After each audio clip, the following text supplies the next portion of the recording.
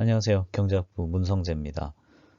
이번 시간에는 지난주에 이어서 모던 포트폴리오 시어리 세 번째 시간이 되겠고요.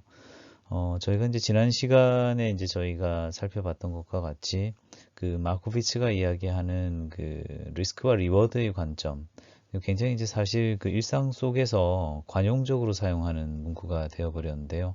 어떻게 보면 이제 위험이 늘어나는 것만큼 보상이 따라와야 한다는 것은 굉장히 직관에 이렇게 그 부합하는 이야기이기도 하죠. 그래서 실제 우리의 어떠한 그 불확실성에 대한 우리의 선택이라고 하는 것이 결국은 위험이 늘어나는 것만큼 그것에 상응해서 우리가 더 많은 대가를 요구할 수밖에 없다라고 하는 것이 기본적으로는 모던 포트폴리오 시어리 안에 이렇게 녹아 있는 그러한 사상이 되겠습니다. 그래서 이러한 관점을 바탕으로 저희가 어떠한 그 에이전트가 선택을 함에 있어서 특히 이제 투자와 관련된 선택을 함에 있어서 결국은 위험과 보상 간의 어떤 밸런스를 추구한다라고 하는 그러한 관점을 말씀을 드렸었죠. 그래서 Mean Variance Utility Hypothesis라고 하는 그러한 개념에 대해서 저희가 배웠었습니다. 그래서 이러한 그 인간의 선택에 대한 하나의 가설이 나름의 이제 정합성을 가지는 것은 방금 말씀드렸던 것과 같이 위험이 증가하는 것만큼 보상이 증가하지 않는다고 하게 되면 결과론적으로는 합리적인 사람이라고 한다면 굳이 똑같은 그 보상을 주는 어떠한 선택지가 있었을 때에 굳이 더 많은 위험이나 불확실성을 감수할 만한 유인이 없을 것이다 라고 하는 어떠한 그러한 생각 하에서 우리가 이 문제를 바라볼 수 있게 되죠. 그래서 우리가 이제 학기 초에 공부했었던 내용들 중에서 스토캐스틱 도미넌스라고 하는 내용이 기억이 나실 거예요. 그래서 뭐 같은 값이면 좀 더 위험이 적은 방향으로 선택함으로써 불확실성을 좀 줄이는 방향으로 우리의 어떤 사고 구조가 세팅되어 있을 것이다. 라고 하는 이제 그러한 생각들이 어떻게 보면 모던 포트폴리오 시어리의 기저에 있는 그러한 내용들이라고 할 수 있겠습니다. 오늘 이제 그러한 그 내용들을 바탕으로 특히 이제 지난 시간에 좀 축약적으로 배웠던 내용들이 많았었는데요. 시간 관계상으로도 그렇고 요번 학기 이제 코스 설계상으로도 그렇고 사실 좀 수리적으로 파고들어서 수식을 디라이브하고 검증하고 이런 부분들에 대해서는 사실 좀 할당을 많이는 하고 있지 않은 게 요번 학기에 이제 제가 진행하는 방식인데요. 그럼에도 불구하고 이제 다뤄야 되는 내용들이 좀 있는데 제가 조금 스킵했던 부분들이 있어요. 근데 그렇게 했던 것은 지난 시간에 이제 말씀드렸던 내용을 통해서 한번 말씀을 드리고 한번 그 컨셉을 들어본 상태에서 한 번 더 내용을 듣다 보면은 좀 더 이해에 도움이 되시지 않을까 하는 생각에 그렇게 구성을 했는데 지난 시간에 했던 내용들은 이제 일부 요번 세션의 앞부분에서 리뷰를 하면서 새로운 내용을 제가 일부 좀 추가를 해드릴 거고요. 그러면서 이제 저희가 separation theorem이라고 하는 내용이 있습니다. 그것 또한 이제 지난 시간에 잠깐 이야기가 스쳐 지나갔었는데 좀 더 정리된 형태로서 다루면서 모던 포트폴리오 티어리에 대한 어떠한 그런 학습을 마치도록 할 겁니다. 그리고 이제 그렇게 우리가 학습한 모던 포트폴리오 티어리에서 우리가 학습한 이 내용을 바탕으로 어떻게 보면은 굉장히 초기에 우리가 이제 학습했었던 불확실성 하에서의 선택 혹은 그 불특정한 캐시플로우의 밸류에이션과 관련돼서 어떻게 보면은 일종의 밸류에이션 모델, 에셋 프라이싱 모델이라고 하는 이제 논의로서 이제 우리의 고민을 더 발전시키게 되는데요. 그러한 관점에서 캐팸이라고 하는 것을 이제 저희가 배우게 될 거예요. 캐팸은 이제 저희가 사실은 어떻게 생각해 보면 사실 1차 함수에 불과한 형태로 우리에게 주어지기 때문에 어떠한 뭐 시험에 대비해서 문제를 푼다든지 뭐 이렇게 할 때 대략의 내용만 사실 캐치함으로써 내가 대충 알았다라고 생각할 수 있지만 요번 학기에 저희가 이제 배웠던 내용들을 쭉 돌아보게 되면은 그 간단한 수식 안에도 굉장히 많은 어떤 통찰과 임플리케이션이 들어있다라고 하는 거를 아마 학생 여러분들께서는 캐치하셨을 겁니다. 그러면 이제 준비한 내용을 바탕으로 조금씩 한번 논의를 이어나가 보도록 하겠습니다. 일단 저희가 지난 시간에 그 MPT의 기본적인 내용들을 전체적으로 좀 학습을 했죠. 그래서 위험 회피적인 어떤 투자자를 우리가 가정한다고 하게 되면 무위험 수익률보다 위험 자산 수익률이 높은 상황에서 위험 자산에 대한 투자를 통해서 미래 자신의 어떤 포트폴리오의 그 효용을 극대화하려고 한다라고 하는 점에 대해서 우리가 이미 학습을 했습니다. 그래서 이제 우리가 이제 지난 시간에 이러한 그 내용을 바탕으로 어떤 식으로 그 포트폴리오가 구성이 되는지에 대한 방향성을 설정함에 있어서 평균과 분산, mean variance라고도 표현하는데요.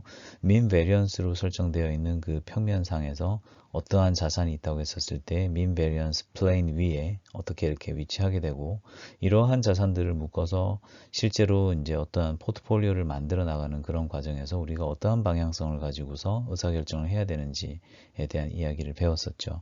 그리고 이제 그러한 다양한 케이스들을 이제 살펴보았던 것이 이제 지난 시간 우리가 배웠던 내용들인데요.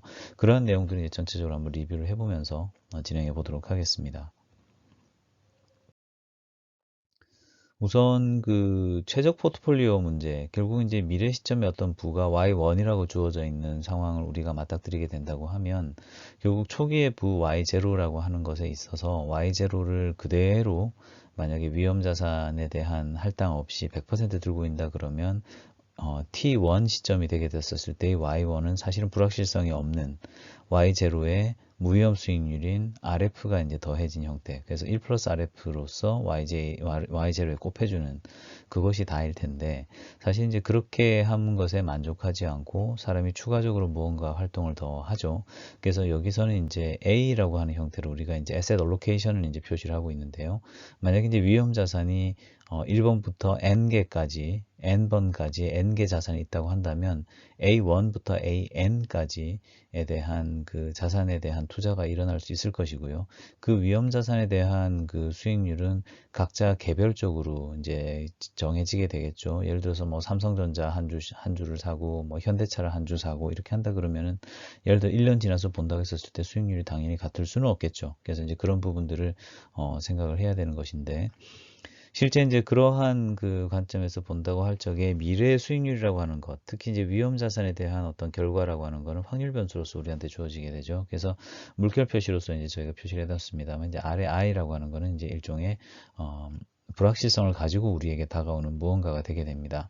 그래서 이제 실제 자산의 어떤 몇 퍼센트를 할당하냐에 따라서 WI의 Y0, 결국 전체 포트폴리오의 몇 퍼센트를 I번째 자산에 할당하느냐라고 하는 형태로서 이제 미래 시점에 불하는 것을 우리가 구축할 수가 있게 되는 것이고, 결국 우리의 관심사는 이 자산 배분이라고 하는 것을 우리가 핸들할 수 있다고 한다면, 이 WI 값을 어떻게 배분함으로써 미래의 부를 극대화할 수 있을 것인가. 그래서 그 부를 극대화하는 과정에서 나의 효용을 어떻게 이제 극대화해낼 것인가에 대한 그런 고민을 하게 되겠죠. 그래서 단순하게 부의 크기를 증대시키는 과정에서는 위험에 대한 부분들도 결국은 감안이 되어야 되기 때문에, 결국 expected utility가 되는 형태로서 이제 그 최적화 문제의식이 제시되어 있다, 이렇게 할 수 있겠습니다. 그래서 우리가 이제 그 효용 함수에 대해서 우리가 이제 일종의 그 어프록시메이션을 한번 실시를 해 보았었습니다. 그래서 실제 그 효용 함수의 형태가 테일 엑스펜션을 통해 가지고서 일종의 이제 2차 근사를 한번 하게 되면은, 결국 이제 첫 번째 줄에 있는 것과 같이 fx, f 프라임 x의 a 2분의 1의 f 더블 프라임 x의 a 스퀘어라는 형태로서 이제 얼마간 어프록시메이션이 가능하고, 3차항 이유는 무시해도 좋을 만큼 굉장히 작은 값이 예상이 되는 어떤 그러한 형태의 효용함수의 그 꼴을 아마 가지고 있을 것이다라고 하는 전제 하에서 우리가 이제 논의를 이어나가는 거죠. 그래서 결국은 그 Y1이라고 하는 것은 우리의 미래에 대한 어떤 예상과 그리고 실제 나타난 어떤 결과는 얼마간 차이가 있을 수밖에 없다라는 관점에서 두 번째 식이 이제 결국 나오는 것입니다. 그럼 이 두 번째 줄에 있는 식을 바탕으로 우리가 이제 다시 한번 이렇게 그 브래킷 안에 있는 부분을 생각해 보면, 이 브래킷 안에 있는 부분이 결과론적으로는 어떤 배팅의 결과, 위험 자산에 대한 어떤 자산 할당의 결과와 결국 연계되어서 우리에게 이제 주어진다는 것을 알 수가 있게 되겠죠. 그래서 결국 그 이러한 결과가 실제로 어떠한 임팩트를 주는지에 대해서 이제 논의를 좀 더 이어가 보자라고 하는 관점에서 효용함수를 이제 2차 근사한 이 식을 좀 더 끌고 나가 보면, 결국 이제 첫 번째 그 시기에 이제 좌변의 기대값을 취해 줌으로써 결국은 expected utility에 대한 이야기를 이제 시작을 하게 됩니다. 그래서 결국은 그 expected utility라고 하는 것에서 다시 한번 더 원뎁스 들어가 보게 되면 결국은 연두색으로 표시되어 있는 것이 현재 그 시점에서 우리가 바라보는 일종의 그 기대치가 되겠는데, 1기 후에 예상되는 나의 부, 그리고 이제 실제로 이제 실현되는 어떤 부라고 하는 거는 결국은 그 확률 변수로서 우리에게 주어질 적에 이 녀석이 이제 결국 정규분포 과정을 따른다고 하게 되면은 민 값은 제로인 어떤 상황을 생각하는 거죠. 그래서 연두색 텀이 이제 제로가 되는 거고, 그 다음에 이제 두 번째 세컨 오더 텀, 결국 2분의 1의 u 더블 프라임의 이 y1 이렇게 나가는 거 있잖아요. 그 여기 뒤에 보면 이제 오렌지색으로 되어 있는 부분, 결국 y1의 expectation y1 스퀘어 한 이 값이 결국 이제 정규분포의 그 가정하에서 확률 변수 y1에서는 이 값이 시그마 스퀘어 y1이 되게 되죠. 그래서 결국 최종적으로 우리에게 남겨지는 미래의 어떤 부에 대한 어떤 우리의 기대치라고 하는 거는 결과론적으로는 그 기대값과 분산을 통해서 우리가 포착할 수 있다라고 하는 것이 사실 이제 우리가 이 논의에 있어서 특히 이제 모던 포트폴리오 티어리에 있어서 자연스럽게 받아들이고 있는 하나의 가정이라고 할 수 있겠고, 이 가정이 이제 흔들리게 되면 사실은 이 MPT라고 하는 것들도 사실 믿을 수 없는 것이 돼버리죠. 그렇지만 이제 지난 시간에 잠깐 제가 보여드렸지만은 예컨대 이제 코스피 지수 같은 것들 어떤 분포를 본다고 하게 되면 이러한 녀석들 같은 경우는 사실 얼마가는 벨 커브를 따라가는 형태로서 이렇게 보여지고 있고, 그렇다고 한다고 하게 되면은 이 MPT라는 걸 활용해서 얼마가는 어프로시메이션이 가능하겠구나라고 하는 이제 그런 정도의 감각을 갖게 되죠. 하지만 이제 분포 자체가 완전히 정규 분포가 아닌 어떠한 자산들, 가장 이제 극단적인 경우로서 들 수 있는 게 이제 파생 상품들이 되겠는데요. 그런 상품들은 복권적인 성향이 극대화되어 있기 때문에 그 결과값이 정규 분포의 모습으로 그 값이 나오진 않아요. 그래서 이제 그런 경우에는 좀 대안적인 어프로치가 필요하겠구나라는 감각을 갖게 되는데, 그런 논의는 이제 우리가 좀 더 미래의 문제로서 이제 미뤄두고 현 시점에서 일반적인 형태로서 뭐 주가 지수나 주식이나 이런 것처럼 전체적으로 이제 자산 분포가, 자산의 수익률 분포가 정규 분포인 어떤 그러한 자산을 그 근거로 하여서 논의를 이어가 보도록 할 것이고, 모던 포트폴리오 티어리에서는 그러한 전제 하에서는 결국 우리의 미래에 대한 어떤 부에 대한 효용이라는 것은 기대값과 분산을 통해서, 미래의 부에 대한 기대값과 분산을 통해서 우리가 생각할 수 있다. 결국은 이러한 관점 하에서 기대값과 분산이라고 하는 그 일종의 그 2차원 평면 상에서 우리가 이제 논의를 이어나가 보자라고 하는 것으로 이제 저희가 이야기를 이어갔었죠. 그래서 이제 기대 효용에 대한 어떤 이야기를 우리가 좀 한다라고 이렇게 생각해 보게 되면, 결국 이제 기대 효용 또는 한계 효용의 이제 형상이 어떻게 되느냐에 따라서 우리가 이제 이 실제 우리가 느끼는 기대 효용의 어떤 모습들을 이제 얼마간 추론해 볼 수 있을 텐데, 기본적으로는 이제 뮤 값이 증가하게 되면 함수 v 값은 이제 증가를 하게 되죠. 이 변수 함수 v 값에서 뮤 값이 커지게 되면 그것에 상응해서 v 값은 올라갈 것이다. 결국은 같은 위험에서 만약에 그 기대 수익이 높다 그러면 당연히 우리가 느낀 expectation utility, expected utility죠. expected utility 커질 것이다 라고 한 걸 알 수가 있는 것이고, 그것은 이제 에로가 이야기했던 것처럼 표형함수의 1차도 함수 값이 양이니까 말 그대로 다다익선이니까 이제 이러한 관점에서 볼 수가 있는 거고, 그 다음에 이제 수익률은 기대되는 수익은 똑같은데 expected utility 똑같은데 만약에 이제 변동성이 커지는 상황이다 그러면 이제 그런 상황에서는 사실 그 함수 b 값은 감소하는 형태로서 갈 수밖에 없다. 왜냐면 똑같은 리턴을 주는데 실제 이제 내가 얻을 수 있는 어떤 리턴을 같다라고 하게 되면 효용은 떨어질 수밖에 없는 상황이기 때문에 이제 그런 관점에서 이제 expected utility 값 자체는 사실은 더 이제 밑에 있는 형태가 될 거고, 그 다음에 이제 그 볼록성을 지닐 것이다라고 이제 우리가 추정해 볼 수 있는 거는 결과론적으로는 그 효용함수 2차도 함수가 음의 값을 가지고 있죠. 리스크 어버스한 어떤 에이전트를 가정하고 있기 때문에 그러한 상태에서는 우리가 생각해 보게 되면 하루에 1% 위아래로 왔다 갔다 하는 주식의 경우에 만약에 기대 수익률이 5%이다가 10% 상승했다 그러면 굉장히 이만큼 효용이 증가했다라고 생각하겠지만, 하루에도 기본적으로 한 10%씩 왔다 갔다 하는 어떤 주식이 있다 그러면은 평균값이 한 5% 올라가는 것 정도로는 사실 효용의 증가가 아까 있었던 것처럼 크게 나타나기는 힘들겠죠. 그래서 결국 훨씬 더 큰 효용의 증가가 필요할 것이기 때문에 이러한 상태에서 이제 한 V의 어떤 형상이라고 하는 거는 지금 보는 것과 같이 결과론적으로는 일종의 그 볼록성을 지닌 형태로서 나타날 수밖에 없다라고 하는 것을 저희가 이제 지난 시간에 말씀을 드렸었죠. 그래서 이제 이러한 내용을 바탕으로 이제 좀 더 저희가 이제 이야기를 좀 이어가 보도록 하겠습니다. 그리고 이제 투자 자산이 두 개인 포트폴리오에 대해서 이제 말씀드렸었어요. 그래서 이거 아주 그냥 클래식한 셋업이기 때문에 한번 봐두시면 좋은데요. 결국 이제 자산 A에 대해서는 W만큼, 자산 A가 자산 1이죠. 자산 1에 대해서 W만큼, 자산 2에 대해서 1-W만큼 자산 할당을 하는 어떠한 그런 상황. 이때는 이제 사실 에셋 1이나 에셋 2가 뭐 어떤 거는 위험 자산, 어떤 거는 무위험 자산의 개념이 아니라 아주 기본적인 세팅을 이야기하는 거예요.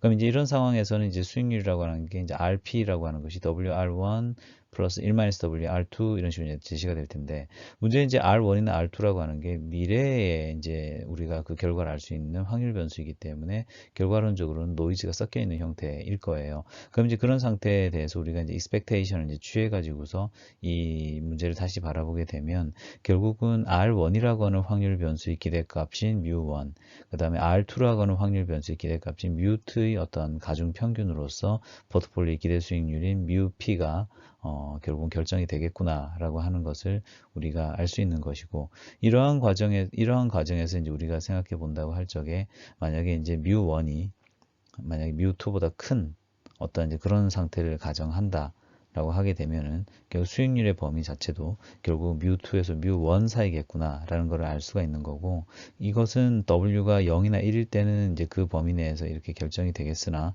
그렇지 않다 라고 한다면은 결국은 그 공매도를 취함으로써 수익률이 낮은 에셋2에 대해서는 결국 마이너스 비중, 결국 W가 1보다 큰 어떤 그 배분값을 주고, 그 다음에 수익률이 높은 mu1이 더 큰 에셋1에 대해서는 1 이상의 어떤 자산 배분을 통해서, 예를 들어서 1.5대 마이너스 5, 0.5라든지 2대 마이너스 1이라든지 이러한 식의 어떤 그 투자를 할 수도 있을 것입니다. 그래서 이러한 것을 이제 일종의 그 롱숏 포트폴리오 라고도 이제 이야기를 하고요.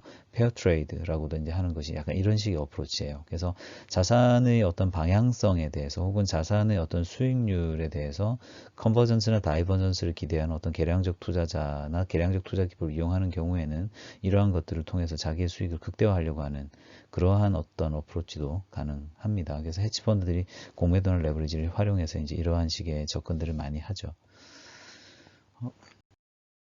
그리고 이제 이러한 과정에서 이제 그러면 수익률이 커지면 기대 수익률을 최대한 크게 잡아야 되겠네요 라고 나이브하게 생각해 보게 되면 결국 W 값을 엄청나게 크게 잡아서 제도가 허용하는 최대한, 뭐 예를 들어서 뭐 우리나라 헤지펀드들 같은 경우에 이제 뭐 규정에 이제 잡혀 있기로는 사실 한 4배수까지는 잡을 수는 있어요. 특정 요건들을 잡게 되면. 그럼 뭐 W는 4고 뭐 그죠. 1-W는 뭐 이런 식으로 마이너스 3 나오게 해갖고, 예를 들어서 내가 1억 돈이 있다 그러면 1번 자산은 내가 4억 사고, 뭐 2번 자산은 3억 공매도를 취하고, 이런 것들도 우리가 생각해 볼 수 있는데, 근데 이제 실제 그 확률 변수라고 말씀드렸잖아요. 그러니까 1번 자산, R1이라고 하는 것이 반드시 플러스 값이 나온다는 보장이 없어요.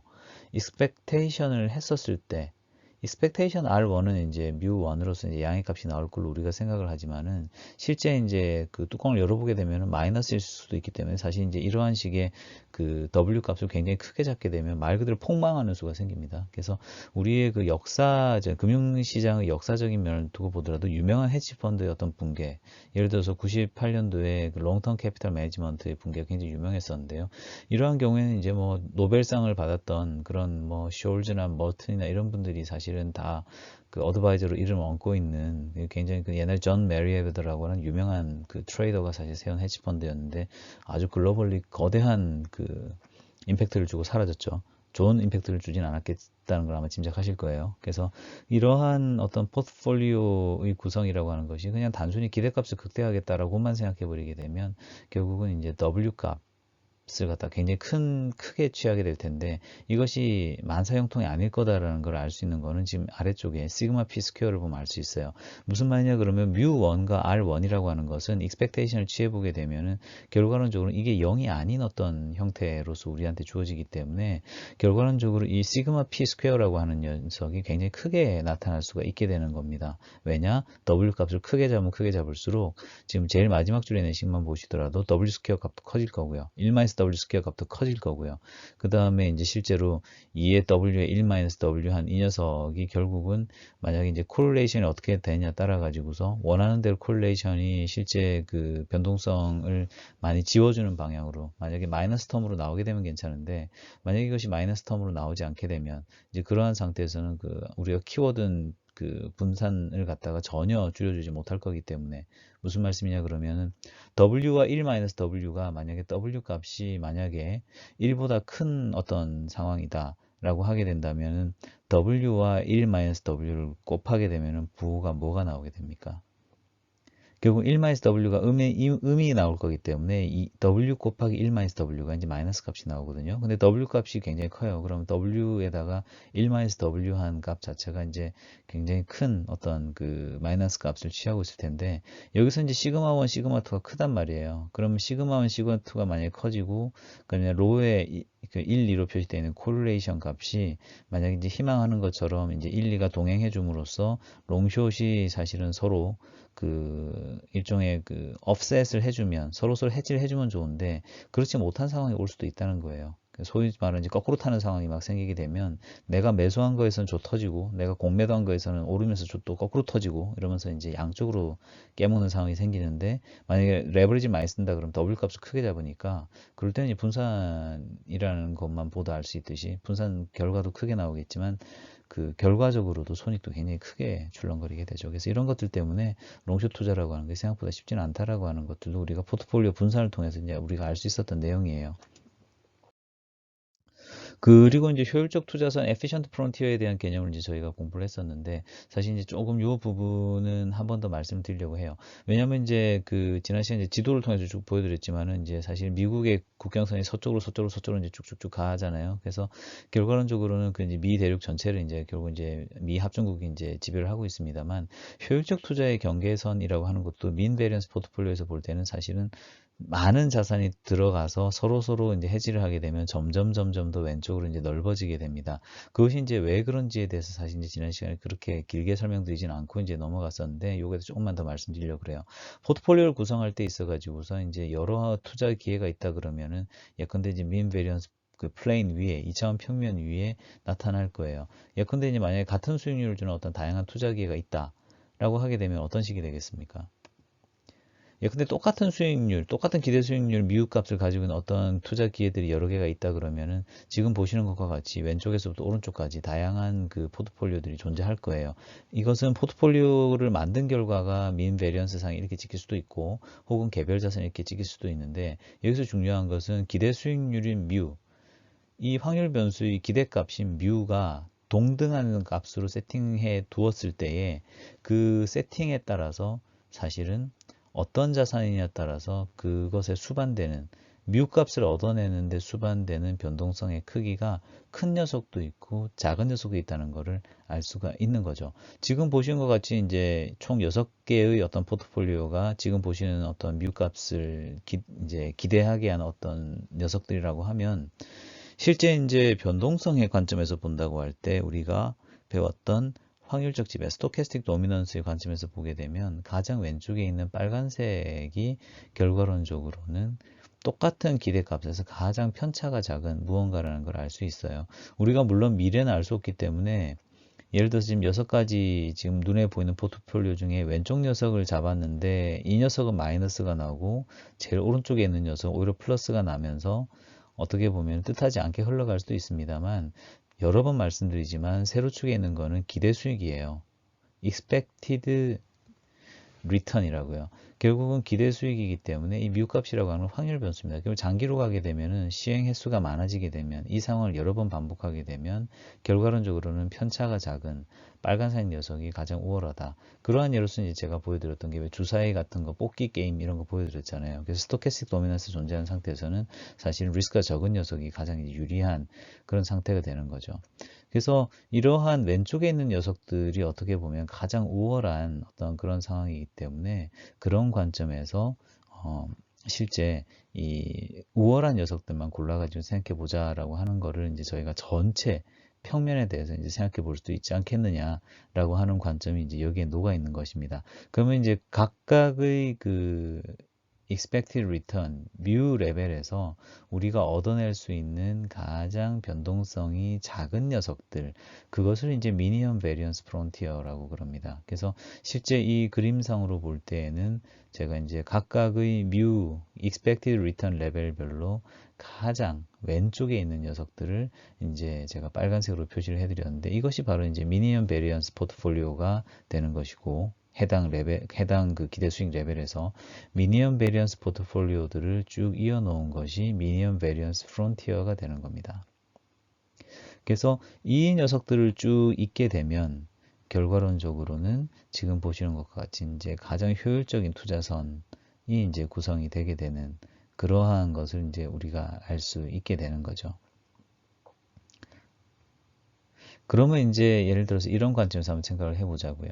예컨대 이제 무차별 곡선이 존재해요. 예컨대 이제 투자자의 무차별 곡선이라고 하는 거는 결국 어떤 그 주어진 리스크인 그 베리언스, 그 다음에 내가 얻어가는 기대 수익률인 뮤의 어떤 조합 중에서 똑같은 수준의 효용을 주는 어떤 조합들이 있을 텐데, 똑같은 수준의 효용들을 주는 민과 베리언스의 조합들을 만약에 다 있는다고 하게 되면 지금 오른쪽이 아니라 위에 있는 저 파란색 저 무차별 곡선이 될 거예요. 그래서 어떠한 투자자가 어떠한 무차별 곡선을 갖다 가지고 있다고 할 적에 가장 효율적인 어떤 그 솔루션을 주는 것은 미니멈 베리언스 포트폴리오인 이 빨간색 선과 이 빨간색 선상에 있는 포트폴리오와 그 다음에 민 베리언스 평면상에 그어진 무차별 곡선의 접점에 있는 포트폴리오가 이 투자자에게 있어서는 가장 효과적인, 가장 효율적인, 해당 유틸리티 수준에서는 가장 최적의 솔루션을 주는 어떠한 값이 되지 않겠느냐라고 하는 것을 지금 보시는 그림에서 우리가 확인을 할 수가 있는 거죠. 그래서 이제 이러한 그 무차별 곡선과 그 민 베리언스 프론티어가 만나는 접점상에 있는 어떠한 포트폴리오, 예컨대 이제 빨간색으로 제가 칠해드렸습니다만은 이러한 포트폴리오가 가장 효율적인 투자를 보장해주는 그 무언가이기 때문에 이러한 포트폴리오는 결국은 효용의 수준에 따라서 각각의 어떤 무차별 곡선의 위치와 다른 위치에서 이렇게 접점을 갖게 될 거예요. 그렇긴 하겠습니다만 어쨌든 결과적으로 본다고 했었을 때 이 에이전트에 있어서, 이 사람에게 있어서 결과적으로 가장 효율적인 어떤 투자라고 하는 것은 결국은 이 미니멈 베리언스 포트폴리오와 그 다음에 무차별 곡선이 만나는 저 빨간색 점을 지나는 어떤 저 위치가 결과적으로는 가장 효과적으로 이 사람의 효용을 극대화할 수 있는 어떠한 그러한 포트폴리오다라는 것을 우리가 알 수가 있고요. 실제 이제 이러한 무차별 곡선이라고 하는 거는 어떻게 보면 위험에 대한 태도를 반영하는 거잖아요. 왜냐하면 민과 베리언스의 조합이기 때문에 사람의 어떤 성향에 따라서 위험에 대한 리스크 어버전이 다 다를 거다. 우리가 리스크 어버전에 대한 개념 배웠잖아요.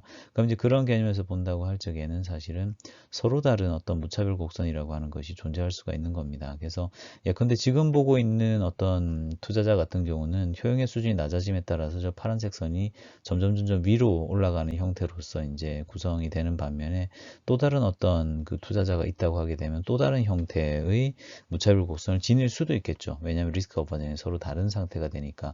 그렇기 때문에 이제 무차별 곡선임에도 에이전트가 다른 경우에는 사실 무차별 곡선 간에 교차가 일어날 수 있는 이제 그런 상황이 될 수도 있어요.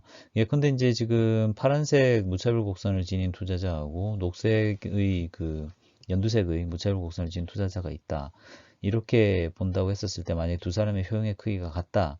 라고 이제 가정하게 되면은 파란색이 아마 무차별 곡선의 투자자가 좀 더 리스크 어버스한 사람이 되지 않겠느냐라는 생각을 좀 하게 되네요. 그래서 실제 이제 이러한 식으로 무차별 곡선과 미니멈 베리언스 프론티어가 결국은 일종의 그 에피션트 프론티어라고 하는 것을 이제 형성을 하게 되는 거예요. 그래서 지금 그림에서 보시는 것과 같이 빨간색 그 C자 커브를 보게 되면은 사실은 그 스토캐스틱 도미넌스에서 아래쪽 반원은 사실은 버려야 되잖아요. 그래서 이제 그 부분은 어떻게 보면은 에피션트 프론티어에서 이제 사실은 이제 접점이 나오긴 좀 어려운 구간에 속하게 되고, 그 다음에 인디퍼런트 커브들은 이제 실제 그 각각의 에이전트들의 그 리스크 어버전에 따라서 각각 이제 여기저기 이제 찍히게 되겠죠. 그래서 결과론적으로는 이러한 그 투자가 이루어지는 효율적인 어떤 선택이 이루어지는 접점들이 이제 모여 있는 어떤 투자의 어떤 그 쌍이다라고 하여서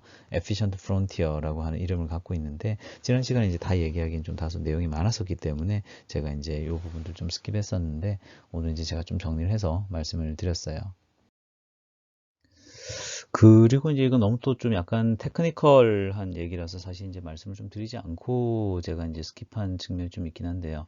그 이제 쿼드라틱 프로그래밍, 그러니까 2차 프로그래밍 뭐 이렇게 말씀드려야 되나? 그러니까 일종의 최적화 문제를 이제 풀어야 사실은 그 미니멈 베리언스 포트폴리오의 어떤 투자 비중이라고 하는 것들을 정할 수가 있습니다. 왜냐하면 똑같은 두 개의 자산이 있다고 하더라도 얼마만큼의 비중으로 이제 투자를 할 것이냐에 따라서 사실은 그 말하자면 민 베리언스 포트폴리오 상에도 찍히는 위치가 다 달라지잖아요.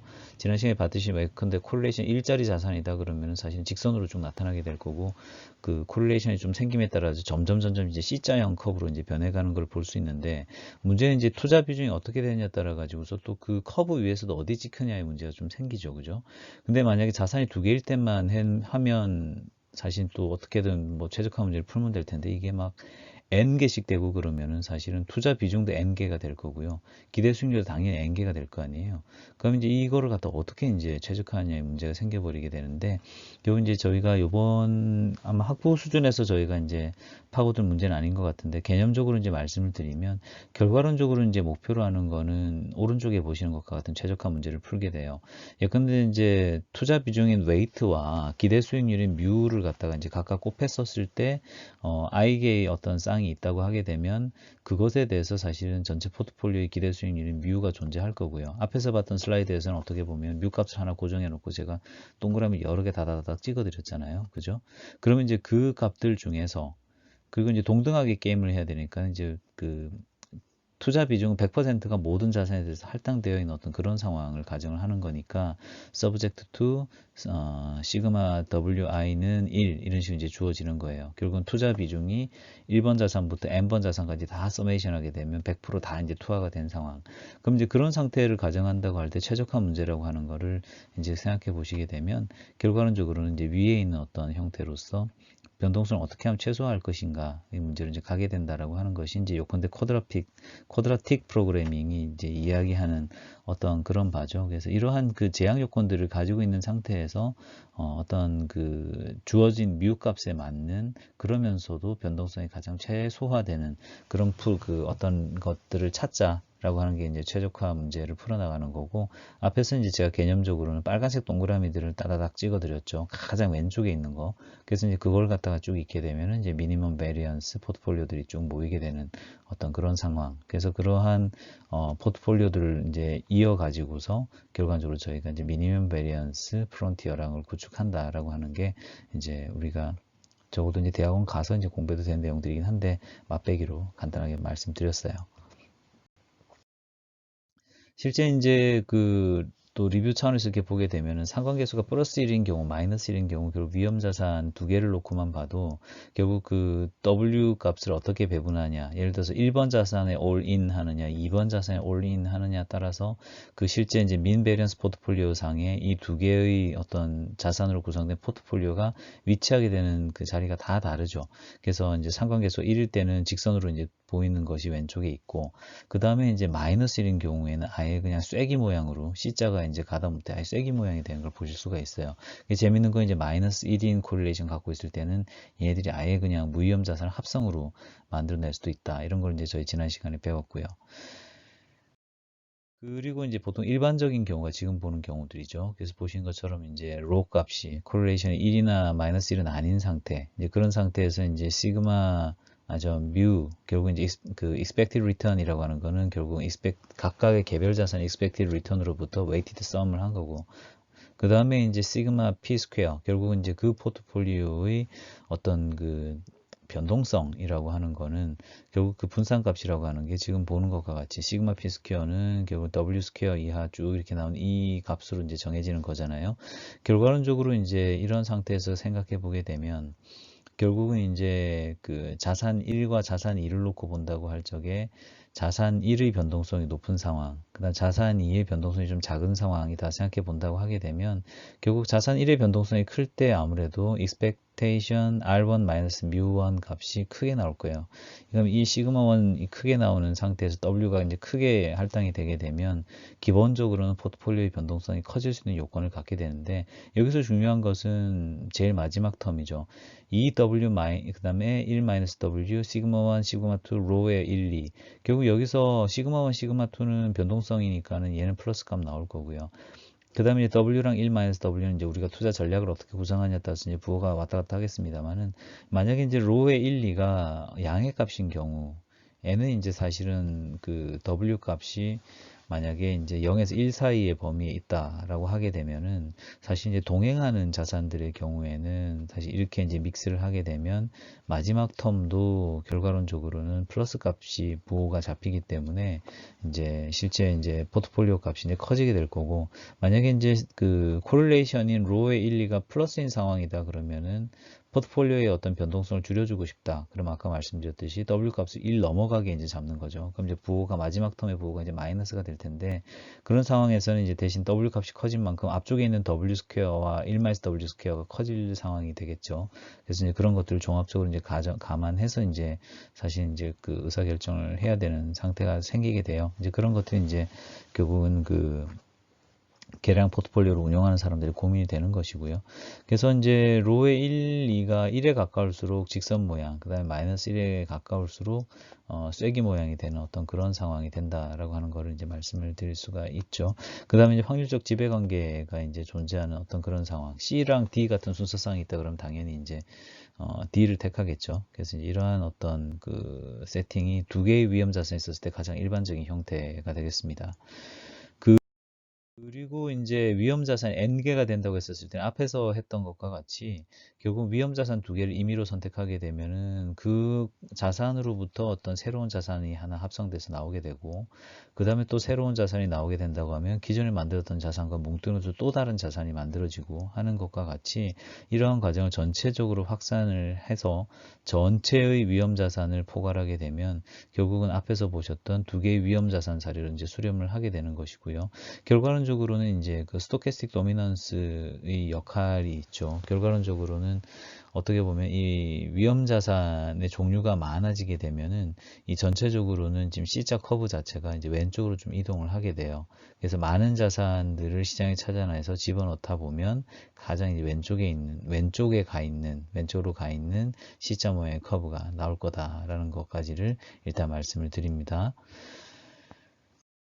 그리고 이제 재밌는 부분이 이 부분인데 이 부분을 이제 오늘 좀 말씀을 드릴 거예요. 결국은 이제 위험 자산이 하나가 있고 무위험 자산이 하나 있는 상태가 되게 되면 그때는 사실 로 값이 빵이 됩니다. 왜냐하면 무위험 자산이라고 하는 거는 비가 와도 눈이 와도 바람이 불어도 항상 똑같은 기대 수익률을 주게 돼 있어요. 그 기대 수익률이 무위험 수익률이고 이 무위험 수익률은 항상 어떤 일이 있어도 그 값을 돌려준다라고 생각하기 때문에 이러한 관점에서 바라보게 된다라고 하게 되면 재밌는 부분은 이제 이런 식이 되는 겁니다. 결국 무위험 자산을 선택하게 되면 예컨대 자산 1이 만약에 이제 무위험 자산이다 라고 이제 우리가 생각을 하게 되면 결과론적으로는 어떤 일이 생기냐 그러면 뮤1에 대한 어떤 변동성이라고 하는 것이 사라지게 되는 것이죠. 그래서 R1 이제 뮤1이라고 하는 값이 expectation을 취해보면 빵이 되는 어떤 그런 상태가 나와버릴 거고 그 다음에 이제 뮤2라고 하는 거는 어떤 날은 플러스가 나고 어떤 거는 마이너스가 나는 어떤 상황들에서 평균이 되는 거잖아요. R2의 평균이라보다 R2의 기대값이 되는 거잖아요. 그럼 R2의 기대값이 되는 것이 뮤2로 찍혀 있는데 걔가 플러스가 나건 마이너스가 나건 R2가 어떻게 흔들리든지 상관없이 기대 수익률인 뮤1은 항상 R에 F를 주는 그 무위험 수익률을 주는 그 무언가가 될 거기 때문에 이러한 상태에서는 콜레이션이 빵이 나와버리게 됩니다. 그래서 그 시그마 P 스퀘어가 결국은 위험 자산에 대한 나의 자산 배분에 의해서 오롯이 결정이 되는, 여기서는 예컨대 이제 1-W 한 것만큼만 위험 자산인 그 에셋 2에 이제 우리가 자산 배분을 한 걸로 오른쪽 그림이 보여주고 있기 때문에 이제 그런 관점에서 시그마 피 스퀘어도 굉장히 이제 지금 보는 것처럼 단출하게 이렇게 나타나게 되죠.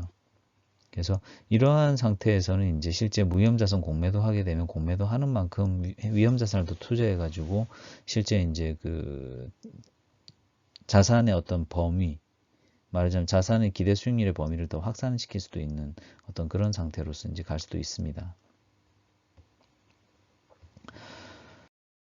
그리고 이제 이러한 관점을 이제 본격적으로 좀 더 이제 이어서 가려고 하는 게 이제 오늘 이야기 드리려는 펀드 분리 정리, separation theorem이라고도 하고요. two fund separation이라고도 하고, two fund theorem이라고도 하고, 뭐 이름은 뭐 부르기 나름인데, 결국은 무위험 자산을 이용하게 되면 투자의 효용을 극대화할 수 있다라고 이제 이야기를 합니다. 이것이 이제 결국은 그 제임스 토빈, 1918년에 태어나서 이제 2002년에 돌아가신 그 미국의 경제학자시고요. 81년도에 이제 노벨상 받으셨어요.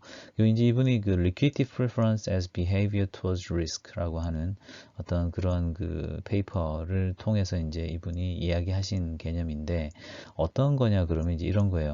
펀드 분리 정리가 이루어지는 거는 이게 어떤 거를 정리로서 이야기하냐 그러면, 투자자가 어떤 위험 회피를 다 제각각 가지고 있을 건데, 이 사람이 갖고 있는 어떤 그 무차별 곡선, 예컨대 에이전트 1은 왼쪽에 있는 무차별 곡선을 순서상으로 쭉 가지고 있을 거고, 왼쪽 위에 있으면 있을수록 이제 어떻게 보면 효용이 좀 떨어지는 그런 상황이 될 거고, 에이전트 2는 또 다른 그 리스크 어버전을 가지고 있는 누군가이고, 이 사람이 지금 보는 것과 같이 저런 형태로서 가지고 있을 거예요.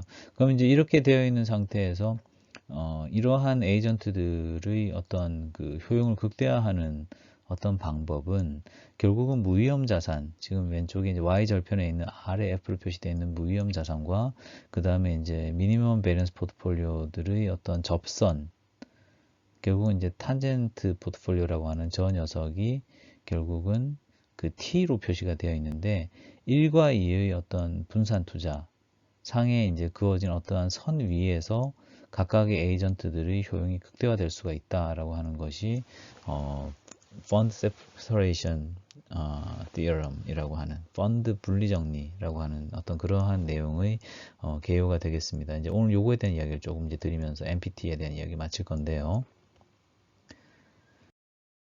예컨대 이제 앞에서 보셨던 거예요. 어떤 식으로 이제 디라이브 하냐 그러면, 포트폴리오에서 이제 W만큼의 부를 위험 자산에 이제 주고 1-W만큼 무위험 자산에 투자를 했어요. 그럼 기대 수익률이라고 하는 거는 뮤의 P가 될 거고, expected return이요. 결국 이제 뮤의 원, 결국 위험 자산의 기대 수익률 뮤1과 그 다음에 무위험 수익률 RF의 어떤 조합으로서 포트폴리오의 기대 수익률이 나올 거고요.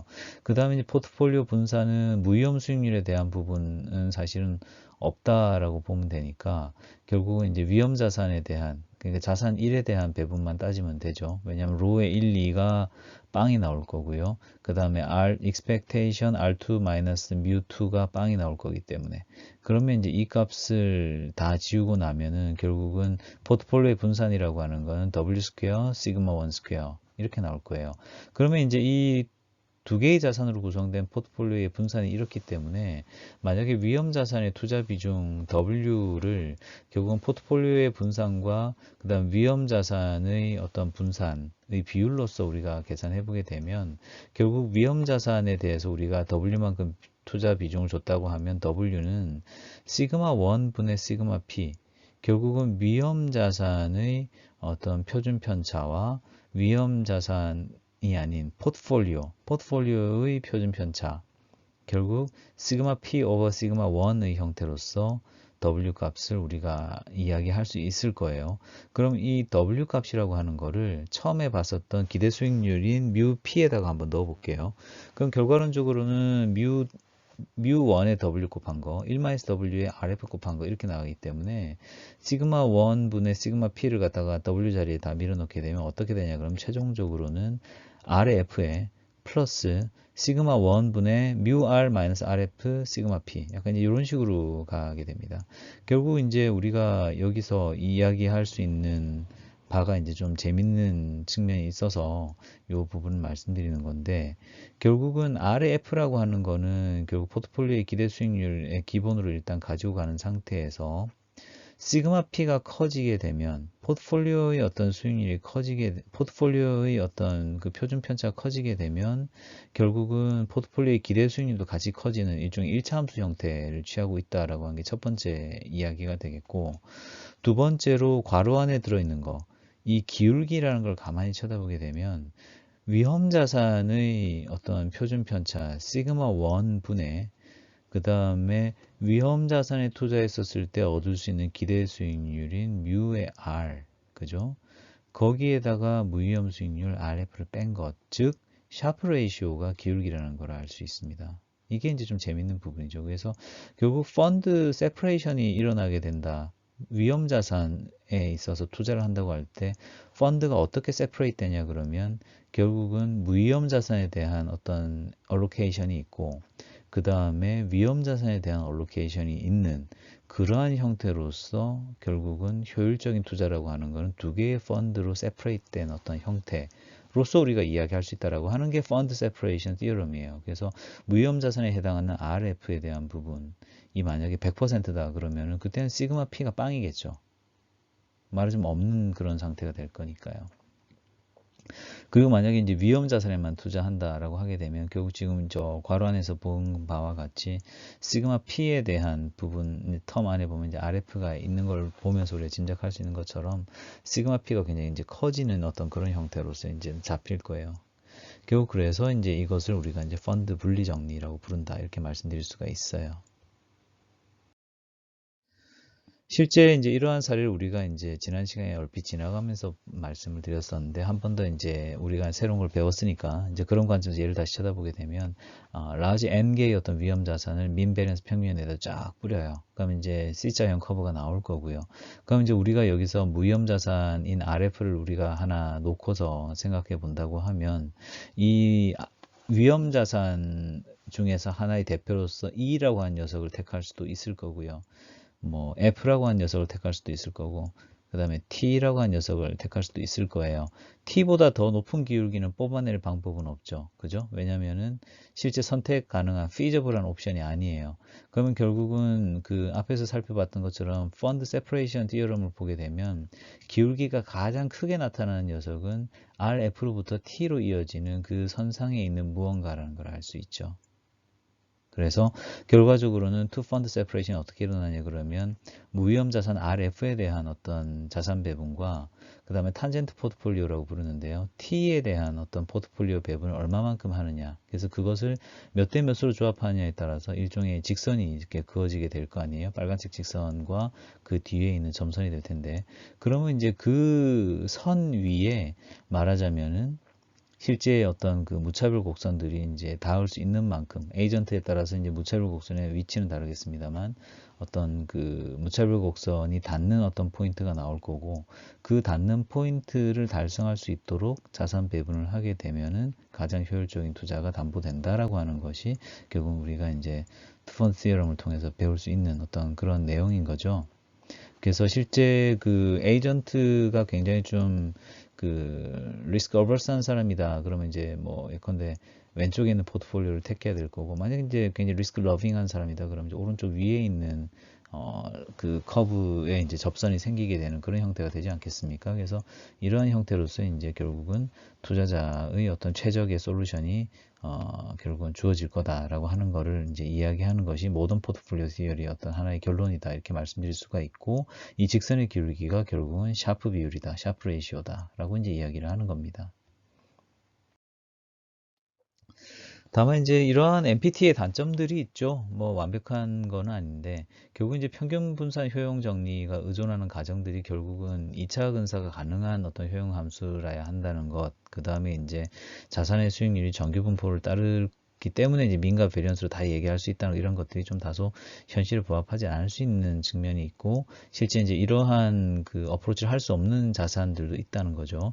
그 다음에 이제 자산의 개수가 굉장히 많아지는 경우에 결국 N개의 위험 자산이 존재한다고 하게 되면 그 값을 추정하는 과정에 필요한 분산과 상관계수가 막 지수함수적으로 막 늘어나게 될 거예요. 왜냐면은 실제 이제 N개의 자산에 대해서 이제 그 아까 보셨듯이 쿼드라픽 프로그래밍이라는 걸 통해서 최적화 문제를 풀게 되는데, 필요로 하는 어떤 그 요소 값이 몇 개냐 그러면 N 곱하기 N 플러스 1을 나누기 2개 한 것만큼이거든요. 근데 이게 만약에 자산이 코스피 200이야. 그럼 200 곱하기 100 200 곱하기 201 나누기 2 뭐 이런 식으로 이제 갈 텐데, 세상에 자산이 200개만 있을 리는 없잖아요. 그러니까 이게 상당히 힘들어지는 거죠. 그 다음에 이제 이러한 추정이라고 하는 게 가만히 생각해 보면 과거의 어떤 값을 그 의존하게 돼요. 과거의 어떤 과거의 어떤 기록들을 보고서 기대 수익률을 구하고 그 다음에 그 표준 편차를 구하고 이런 식이 돼 버리니까 이러한 것들이 어떻게 보면 약간 백워드 루킹한 측면이 있죠. 그러다 보니까 이제 과거의 변동성이나 상관계수가 미래에도 그대로 재현될 거라고 기대하는 건 좀 다소 무리한 측면이 있다 보니까, 이러한 것들은 사실은 이제 MPT가 갖고 있는 어떤 단점들로서 이제 볼 수 있게 되는 그런 측면들이 있고, 심지어 이제 그런 탄젠트 포트폴리오라고 하는 거를 어떻게 디파인 할 거냐, 우리가 이거 어떻게 찾니? 라고 이제 물어보는 그러한 그 비판도 사실 존재하는 것입니다. 그렇지만 이제 장점도 있다는 것을 이제 말씀드리는 게, 결국 MPT 그 자체로서는 우리가 어떤 뭐 민베리언스상에 점 하나 찍혀 있다고 해서 이게 뭐다라고 우리가 이야기를 할 수는 없지만은, 이제 결국 리스크와 리워드라고 하는 관점에 있어서 어떻게 보면 수평적인 비교를 가능하게 해주는 측면도 있죠. 그래서 자산의 수익률에 근거해서 그 평균과 분산으로 자산의 특징도 포착하고, 여러 개의 자산이 있다고 하게 되면 그 자산들 간의 관계, 소위 말하는 공분산이나 혹은 뭐 콜레이션 통해서 효율적인 투자를 할 수 있는 효율적인 투자선은 어디에 존재하는지, 뭐 미니멈 베리언스 포트폴리오 어디 있는지, 이런 것들은 이제 저희가 찾아갈 수 있는 어떤 그런 어떤 사고의 방향성을 우리가 이제 모던 포트폴리오 디어리로부터 알 수 있는 거죠. 그것이 이제 가장 큰 어떤 그 모던 포트폴리오 디어리의 어떤 기여라고 할 수 있고, 그 다음에 이제 앞에서 우리가 배웠던 펀드 세퍼레이션 디어럼을 통해 가지고서 무위험 자산이 결국은 탄젠트 포트폴리오와 자산 배분을 이용해서 어떠한 그 최적의 어떤 투자 전략을 제시해 주는 어떠한 그러한 그 핵심적인 자산이다라고 하는 것들도 우리가 알 수가 있는 겁니다. 그래서 이러한 모던 포트폴리오 디어리 통찰을 바탕으로 해서 우리가 CAPM으로 이제 저희가 공부를 이어나가게 돼요. 그래서 이러한 어떤 그 내용들을 우리가 이제 파이낸스에서 스터디를 하게 됩니다.